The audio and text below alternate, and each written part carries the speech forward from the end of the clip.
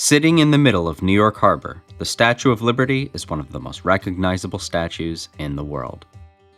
Today we'll be heading to the top of her crown, as well as checking out the neighboring Ellis Island, one of the busiest immigration processing centers in the United States. This is Magellan. And this is Greyhound. Where we make videos about epic road trips, kayaking, hiking, and other outdoor adventures. First order of business, head to Castle Clinton in Battery Park, or Liberty State Park if coming from Jersey. At one time, a military fort, a beer garden, theater, and an immigration center prior to Ellis Island, Castle Clinton is now where you go to board the ferry for the Statue of Liberty and Ellis Island. And while you can snag same-day ferry tickets for the grounds or the pedestal, we suggest buying them beforehand to avoid waiting a really long time. And if you want to head up to the top of the crown, you need to buy time tickets well beforehand, sometimes months in advance. Also, buy them online or at this kiosk, and beware street scammers trying to sell you fake tickets. After waiting online and heading through security, you'll soon board the ferry, which is just a short 15-minute trip to Liberty Island. The ferries run every day, except for really bad weather and not on Thanksgiving or Christmas. So if you think you're gonna get a rain check because of bad weather, think again. You excited? Very. On the way, you'll see the Statue of Liberty, obviously. A gift to the United States by the people of France and a symbol of freedom throughout the world. We've visited this so many times, and it just never gets old. Dedicated in 1886, the Statue of Liberty was similar in color to an American copper penny, and took 30 years to oxidize to its current greenish color. Also, we know everyone's probably seen the iconic New York City skyline in perfect weather, but this is what a hot, muggy day looks like, with a haze so thick you can chew on it. Thankfully, it cleared up a little bit later. Eventually, you'll reach Liberty Island. Which way, you say? That-a-way? Depending on your time ticket reservation, you can walk around the island to get a better view of Lady Liberty, which is what we did. Standing 305 feet and 1 inch to the tip of the flame, and in 1886, the tallest structure in New York City, the Statue of Liberty was fashioned after the Roman goddess, Libertas. Before we went up, we stowed away our bags in these lockers since you can't really bring much up with you. It costs a quarter that you'll get back later. Check the website for the complete list of prohibited items. We then went inside to head up to the top of the pedestal. You can either wait for the elevator, which usually has a very long line, or head up the stairs, 195 steps to be exact. And that's what we did. There's little informational signs along the way if you need to take a breather. At the top, you'll head outside where you'll get some views of downtown Manhattan again, a look at where everyone's taking photos, and some interesting and not too usual views of the statue itself from below. You can also see the pavilion on the other side of the island where the museum is.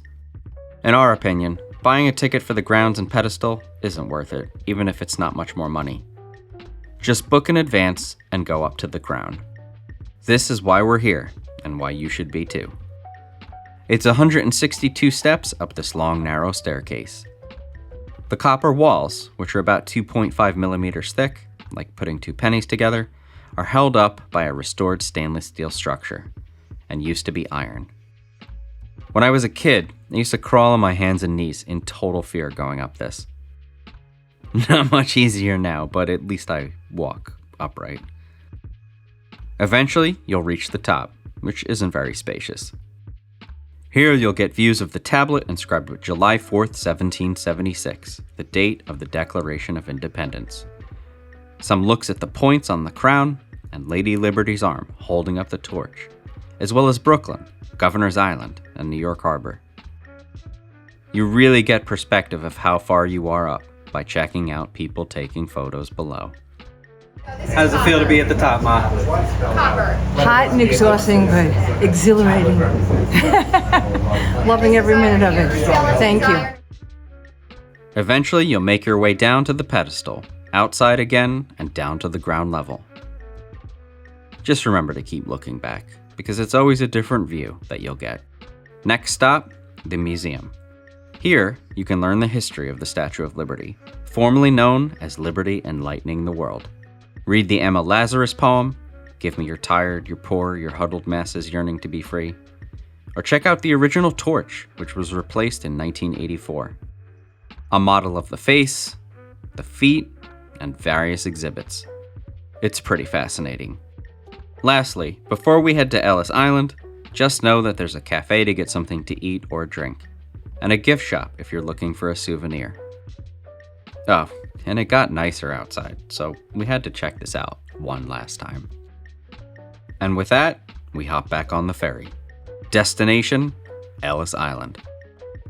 From 1892 to 1954, roughly 12 million immigrants came through Ellis Island, the busiest immigration processing center in the United States, including my Irish and Italian grandparents and great-grandparents.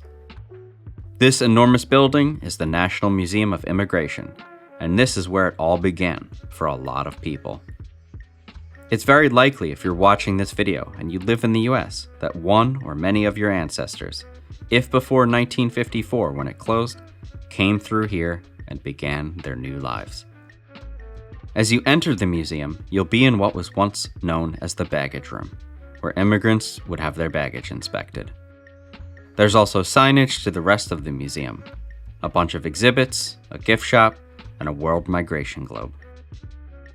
Upstairs, the main thing to check out is the registry room, a wide open space where new arrivals would await inspection by immigration officers. Can't even imagine what that would have felt like. These are some passenger manifests you can check out at the admission counter. In a nearby exhibit on the same floor, you can walk through the history of the inspection process, from health screenings, literacy tests, and eye exams, to hearing rooms, detentions, and deportations. While 98% of immigrants were able to enter into the US, 2% were sent back. Back down on the first floor, the American Family Immigration Center is a place where you can search manifest records of your family. But to be honest, you could skip this part. It costs $10 to search using their computers, and you could do it at home for free. And they even have signs showing you that you can do just that. Another cool section is the Journeys exhibit, which focuses on the various periods of immigration and its causes, as well as how transportation has evolved over time to make immigration easier. There's this cool touchscreen where you can see where the people of your heritage went in the United States. I was not surprised to see such a large concentration of Irish and Italian in New York. This is the US citizenship test, consisting of 100 questions. I know a lot of people who would outright fail this test, and you know who you are. Outside, be sure to check out the Wall of Honor, which contains the names of over 1 million immigrants.